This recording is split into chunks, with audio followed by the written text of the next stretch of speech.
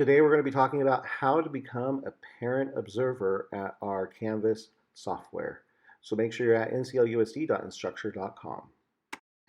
What you're going to have to do is have your student log into their Canvas account.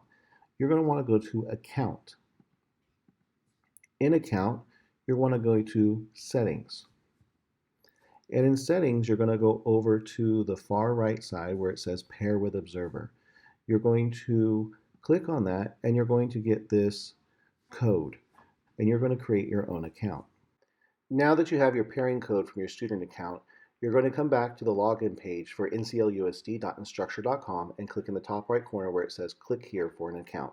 You're going to fill out the information, your name, email, you're going to create a password, and then the pairing code that you got from your student, you're going to type into this box here.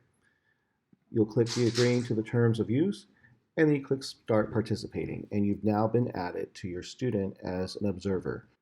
Don't forget to like and subscribe to our YouTube channel where we'll be posting more tutorials like this and a lot more that happens at Aura Stimba.